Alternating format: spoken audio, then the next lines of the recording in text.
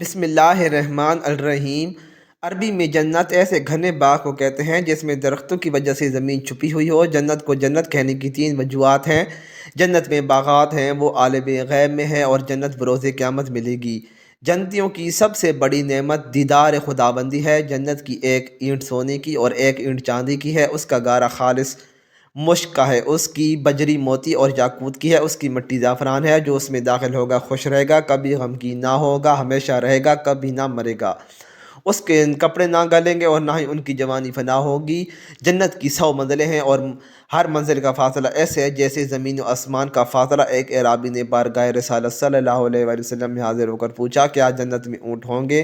آپ صلی اللہ علیہ وآلہ وسلم نے جواب دیا، اگر اللہ نے تجھے جنت عطا کی تو وہاں تیرے لیے ہر شے ہوگی جو تیرا دل چاہے گا اور آنکھیں پسند کریں گی۔ اہل جنت کا قد حضرت آدم کے قد کے برابر ہوگا۔ ان کا قد 7 ہاتھ لمبا اور 7 ہاتھ چوڑا تھا، تو جنت میں ہمارا قد بھی 60 ہاتھ لمبا اور 7 ہاتھ چوڑا ہوگا انشاءاللہ۔ کوہنی سے لے کر ہاتھ کی بڑی انگلی تک کو ایک شرعی ہاتھ کہا جاتا ہے، اور یہ تقریباً 18 سے 19 انچ کا ہوتا ہے۔ اس حساب سے 90 یا 95 فٹ لمبا اور 11 فٹ چوڑا بنتا ہے۔ اہل جنت کے جسم پر بال نہیں ہوں گے، اور ان کے چہروں پر داڑھی مونچھ بھی نہیں ہوگی، صرف سر کے بال، بھوؤں کے اور پلکوں کے بال ہوں گے۔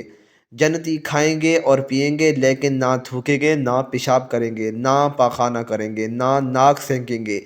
ایک ڈکار آئے گا اور مشک کی طرح کا خوشبودار پسینہ آئے گا، ان دونوں سے کھانا ہضم ہو جائے گا۔ جنتی جنت میں جمع بھی کریں گے، جس سے مشک کی طرح کا خوشبو جیسا پسینہ آئے گا۔ جنت میں ایک مرد کو 100 مردوں جتنی طاقت دی جائے گی۔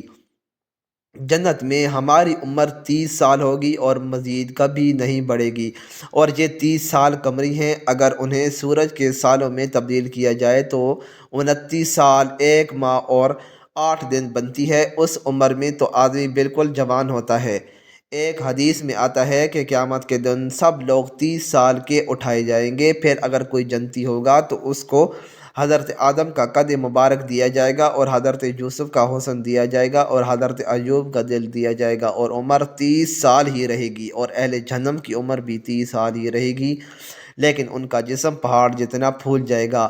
جنت کا ایک دن دنیا کے 1000 سال کے برابر ہوگا، اور جب جنت میں رات ہوگی تو اندھیرا نہیں ہوگا، بلکہ پردے گرا دیے جائیں گے، جس سے جنتیوں کو پتہ چل جائے گا کہ اب رات ہو گئی ہے۔ جنت میں سورج نہیں ہوگا، بلکہ عرش سے ایک نور نکلے گا، جس سے جنت میں روشنی ہوگی۔ جنت میں نیند نہیں ہے، جنت میں تھکاوٹ بھی نہیں ہے۔ سب سے ادنا جنتی کو اللہ 80,000 نوکر دے گا اور 72 بیویاں بھی دے گا۔